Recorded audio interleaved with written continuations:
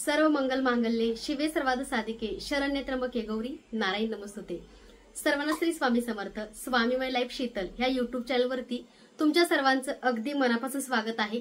तुम्ही सर्वांनी जो काही प्रतिसाद दिलेला आहे, जे काही प्रेम दिलेला आहे, त्याच्याबद्दल मी मनापासून तुमचे आभार मानते। तुमची साथ, तुमचा आशीर्वाद, स्वामी माऊलींची कृपा आणि स्वामी माऊलींचा आशीर्वाद आहे म्हणून या सगळ्या गोष्टी शक्य झाल्या। कसं असतं माहितीये का, एका रात्रीमध्ये कोणताही आपल्याला सक्सेस किंवा एका रात्रीमध्ये कोणताही माणूस यशस्वी होत नाही। त्यासाठी कित्येक रात्र जागून काम केलेलं असतं। तुम्ही बघितलं पावसा पाण्यामध्ये सुद्धा सर्वांच्या घरी स्वामी माऊलींना पोहोचवण्याचं कार्य आपलं गेल्या 1 वर्षापासून चालू आहे। आणि प्रत्येक छोटी मोठी गोष्ट ही तुमच्या सोबत मी शेअर केलेली आहे की कसं स्वामी मूर्ती आर्ट उभं राहिलं किंवा कशा प्रकारे आपण या सगळ्या गोष्टी केल्या। ह्याच्यामध्ये कष्ट होते, पण कष्टासोबत माझ्या माऊलींची साथ होती।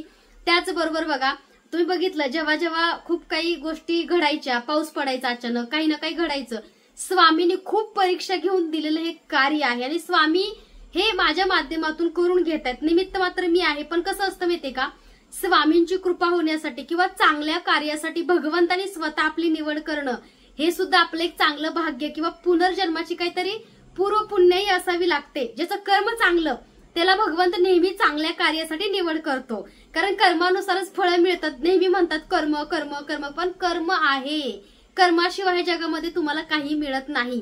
कारण माझं कर्म चांगलंय, आज मी वाईट गोष्टी करत नाही, आज मी वाईट गोष्टी तुम्हाला सांगत नाही किंवा आज तुमच्याकडून वाईट गोष्टीचा मला कोणताही रिस्पॉन्स येत नाही का, कारण एक पॉझिटिव्हिटी, सकारात्मकता ही खूप महत्वाची आणि मोठी गोष्ट आहे माणसाच्या आयुष्यामध्ये। कारण कसं असतं माहितीये का, तुम्ही पूजा साहित्य घ्या नका घेऊ, पूजा करा नका करू, हे तुमचा प्रश्न आहे वैयक्तिक, पण जेव्हा आयुष्यामध्ये खूप कठीण प्रसंग येतो, जेव्हा आयुष्यामध्ये खूप दुःख येतं, आयुष्यामध्ये खूप संकट येतात, तेव्हा आपण काय करतो, नेहमी देवाचा धावा घेतो की नाही, देवाच्या चरणाशी जातो की नाही का, तर एक विश्वास असतो की माझ्या आयुष्यामध्ये मी खूप चुका केल्या, माझ्या आयुष्यामध्ये माझ्याकडून नकळत खूप चुका झाल्या आणि त्या कर्माची शिक्षा आज मला मिळते। प्रत्येक जण मग विचारतो की स्वामींची सेवा कशी करू, गुरुचरित्राचे नियम कसे आहेत, म्हणजे प्रत्येक जण काहीतरी पाहिजे म्हणून देवाच्या चरणाशी येतो ना। असं कोणी आहे का की ज्याच्या आयुष्यामध्ये भरमसाठ पैसा, प्रॉपर्टी, धनदौलत पडली आणि तो देवाचं करतो, असं नाहीये। कारण कसं असतं, आपल्याकडे काहीतरी कमी आहे किंवा आपल्याकडे काही नाहीये किंवा आपल्या आयुष्यामध्ये दुःख, प्रॉब्लेम आहेत म्हणून आपण भगवंताच्या चरणाशी असतो आणि भगवंताच्या सेवेतून वाईट कधीच कोणाचं काही होत नाही। आता बघा, भरपूरशे लोक म्हणतात की देवाला सोनं लागतं का, देवाला चांदी लागते का, देव भुकेला आहे फक्त भक्तीचा, देवाला थोडी फुले व्हायचं असत। अरे असं का, आपण मानव आहे, माणसाला सुद्धा काही नकोय ना। मानव पहिल्यांदा पृथ्वीवरती जेव्हा मानवाची निर्मिती झाली तेव्हा मानवाच्या अंगावरती एक कपडा सुद्धा नव्हता, पण आज आपण सगळ्या गोष्टी घालतो ना, आज चांगले कपडे घालतो, चांगले दागिने घालतो, वेगवेगळे आपण मेकअप करतो, वेगवेगळ्या बांगड्या घालतो, म्हणजे माणसाने स्वतःच्या सुखसुविधेसाठी किती काय केलेलं आहे। मग देवाच्या का नाही, आपण एखाद्या देवस्थानाला जेव्हा जातो तिथं मुकुट, सोन्याचा चांदीचा हार किंवा अलंकार किंवा कोल्हापूरच्या महालक्ष्मीला 1-1 लाखाची पैठणी, 4-4 तोळ्याचा साज आपण आजही देतो का देतो, त्यांना आपल्याकडून काही नकोय, पण आपली भक्ती किंवा आपलं मन हे असं म्हणतं की मी माझ्या देवासाठी हे करते, म्हणजे देवासाठी नाही, आपण हे सगळं काही आपल्या स्वतःसाठीच करत असतो। त्यामुळे बघा, देवाच्या दारात गेले देवाला काय म्हणायचं, मला पैसा दे, मला प्रॉपर्टी दे, माझं स्वतःचं घर होऊ दे, दार होऊ दे। मग आपण किती स्वार्थी, प्रत्येक वेळी आपल्याला काहीतरी हवं म्हणून देवाच्या दारात जातो ना, आणि देवाला काहीही लागत नाही। देव फक्त भक्तीचा भुकेलाय, देवाला फुलं लागत नाही, देवाला हार लागत नाही, देवाला वस्त्र लागत नाही, देवासाठी कशाला काय करायचं। देवाने मात्र आम्हाला खूप काही द्यावं आणि देवाने आमच्यावरती भरपूर धनाचा वर्षाव करावा। म्हणजे काही लोकांचे विचार असे आहेत, पण काही लोक असे आहेत की स्वतः आधी भगवंताचा, स्वतः आधी गुरुचा विचार करतात। आता बऱ्याचशाच मी दादांच्या घरी गेले, म्हणजे स्वामी मूर्ती आर्ट आता चालू झालं, पण त्यांच्या देवघरामध्ये किंवा त्यांच्या घरामध्ये गेल्या असं वाटलं की हे घर एका मंदिरापेक्षा कमी नाहीये। म्हणजे परफेक्ट देवाचं स्थान, देवाची वस्त्र, देवाचं पाणी, देवाचा नैवेद्य, देवाच्या म्हणजे प्रत्येक गोष्टी अगदी प्रॉपर तिने ठेवल्या होत्या। म्हणजे ते म्हटले कसं असतं ताई, एवढा मोठा बंगला आहे, पण त्या बंगल्यामध्ये जर माझा भगवंतच नसेल तर ह्या बंगल्याला कशाने शोभा येईल किंवा ह्या बंगला काही कामाचा। म्हणजे इतकं, आणि सगळे अलंकार त्यांच्या देवाचे चांदीचे, आणि देव सुद्धा छोट्या मूर्त्या पण चांदीच्या होत्या. मग सांगा, देव म्हणतो का मी चांदीमध्येच पाहिजे, सोन्यामध्येच पाहिजे? असं नाहीये. पण कसं असतं माहितीये का, काही गोष्टी असतात, चांदी ही आपल्या घरामधलं जे काही हवा आहे ती शुद्ध ऑक्साईड करण्याचं काम करते. म्हणून आपल्या म्हणजे आपले पूर्वजन होते तेव्हापासूनच आपल्या देवघरामध्ये चांदीचे टाक, चांदीच्या मूर्त्या, चांदीचे देव असायचे. कारण काहीतरी त्याच्या पाठीमागं आहे ना, काहीतरी रिझन आहे किंवा काहीतरी कारण आहे, त्यामुळे ह्या गोष्टी आपल्या पूर्वजापासून चालत आहेत. आता बरेचसेच लोक म्हणतात की सेवा केल्याने काय मिळतं, किंवा देव आहे का, एवढं काय घडतंय, देव काय डोळे मिटून बसलाय का, म्हणजे भरपूरशा अशा निगेटिव्ह कमेंट्स किंवा निगेटिव्ह भरपूर प्रश्न असतात. पण कसं असतं माहितीये का, अरे प्रत्येकच वेळेस देवाने तुझ्यासाठी करणार, तू देवासाठी आज काही केलंय का? तू देवाच्या समोर बसून कधी एखादी माळ तर देवाची जपली का? देवाला कधी तू प्रार्थना केली का? देवाला नमस्कार केलाय का? देवाला कधी तुझ्या हातून नैवेद्य दाखवलंय का? किंवा तुझ्या कमाईतल्या 2 रुपयाची मिठाई किंवा 2 रुपये तू कोणाला दान केलंय का? हा पण एकदा माणसाने मनाने विचार करावा की मी काय करतोय आणि माझं कर्म कसं आहे. कारण कर्म आहे आणि कर्मामुळे सगळं चालतं. त्यामुळे बघा, भरपूर प्रश्न प्रत्येकाचे असतात. मी एकच सांगेन की तुमची श्रद्धा किती आहे, तुम्ही किती भक्ती करता, हे महत्वाचं आहे बरं का देवाच्या प्रती. आणि कसं आहे माहितीये का, हे जग आहे, हे कलियुग आहे. ह्या कलियुगामध्ये चांगल्या लोकांच्याकडून म्हणजे चांगल्याची अपेक्षा करणं हे चुकीचं आहे. कारण या कलियुगामध्ये कलीचा जास्त प्रभाव लोकांवरती आहे. कारण बघा, निगेटिव्ह लोक जास्त आहेत. पण तुम्हाला नेहमी पॉझिटिव्ह राहायचंय. निगेटिव्ह ऐकलं की आपलं मन ही निगेटिव्ह होतं आणि आपल्या डोक्यावरती, मेंदूवरती भरपूर निगेटिव्ह गोष्टींचं चक्र नेहमी फिरत असतं. त्यामुळे जे असेल ते पॉझिटिव्ह सकारात्मक. कोणताही आजार असतो, बरेचशाच त्या आजाराशी लढतात, खूप दुःख आहे आयुष्यामध्ये, पण त्यांच्यामध्ये सुद्धा एक पॉझिटिव्हिटी, सगळं चांगलं होणार आहे. स्वामी माऊली माझे गुरु आहेत, माझं कधीही काही वाईट होणार नाही, माझ्या गुरूंना माझी काळजी आहे आणि माझे गुरु सगळं काही ठीक करतील, असा एक विश्वास स्वतःच्या मनामध्ये तुम्ही निर्माण करा. तुम्ही बघा, तुमचा जो काही आजार आहे तो जास्त नाही, पण एक 50% हळूहळू बरा व्हायला सुरुवात होईल. कारण कसं असतं माहितीये का, आजारापेक्षा मनामधली निगेटिव्हिटी किंवा मनामधले वाईट विचार हे माणसाला जास्त खचवतात. त्यामुळे कुणी असा चुकीचा विचार करायचा नाहीये, कधी चुकीचं काही करायचं नाहीये. तुम्हाला एखादी गोष्ट नाही आवडत ना, सोडून द्या. पण त्या गोष्टीवरती निगेटिव्ह विचार, निगेटिव्ह मतं आपली कधीच मांडायची नाहीत. भरपूरशा स्वामी सेवेतून भरपूरशा प्रॉब्लेम्स मी ऐकते, भरपूरशा गोष्टी मला दिसतात. पण कसं आहे की माझ्याकडे वेळ नसल्यामुळे मी तुम्हा सगळ्यांना मार्गदर्शन करू शकत नाही.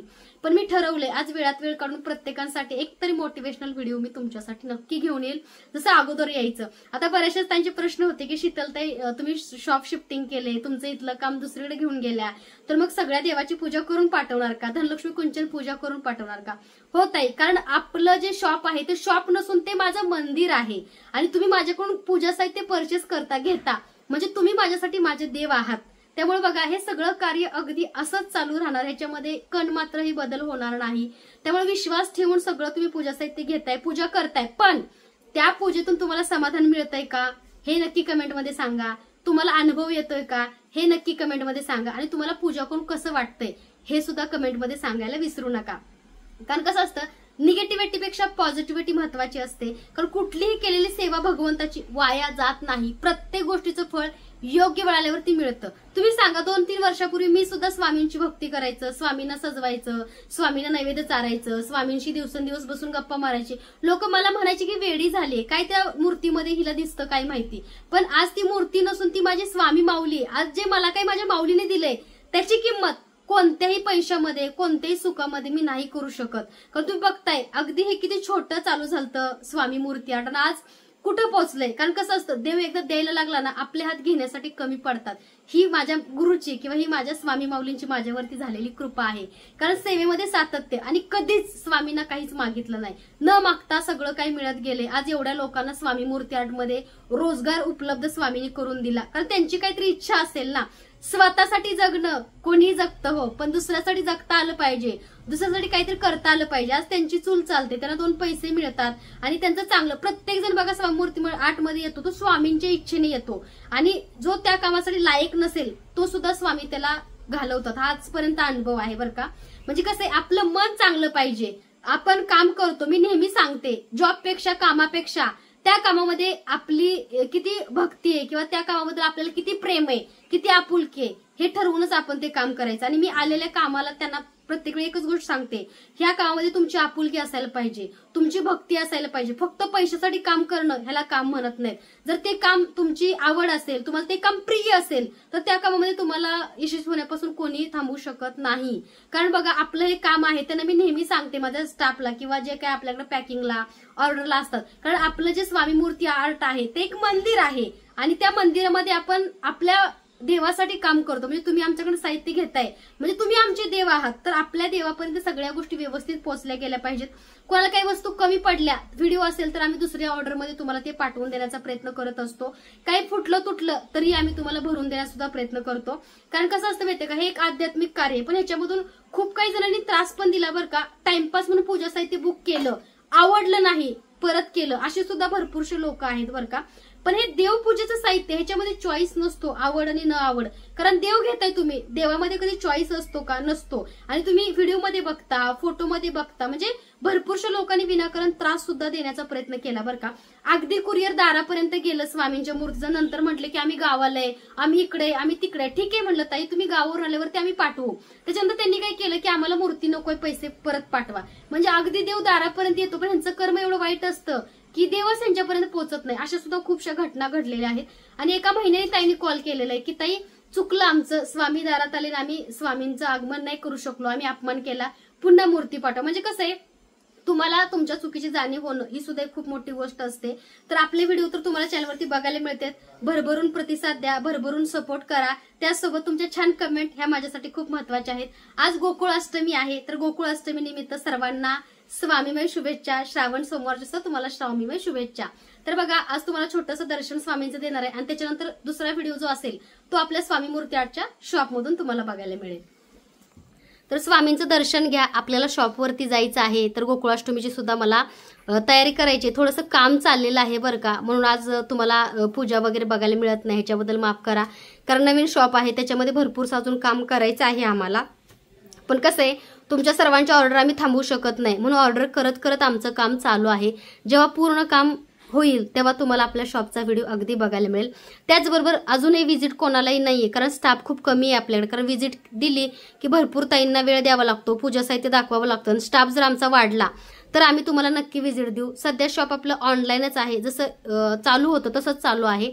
तर माफ करा, तुम्हा सर्वांना मला भेटायचंय, शॉपवरती यायचंय, पण लवकरच आपण ती सुद्धा स्वामी कृपेने वेळ येईल आणि लवकरच तुम्हालाही शॉपवरती आपल्या येता येईल. त्याचबरोबर स्वामींची तुमच्या सर्वांवरती कृपा राहो आणि स्वामी सेवेतून तुम्हाला सुद्धा खूप चांगले अनुभव आणि प्रचिती नक्की येईल. जो स्वामींच्या सेवेमध्ये सातत्य ठेवतो, मनापासून भक्ती करतो, त्याच्या आयुष्यामध्ये कधीही कशाचीही कमी पडत नाही.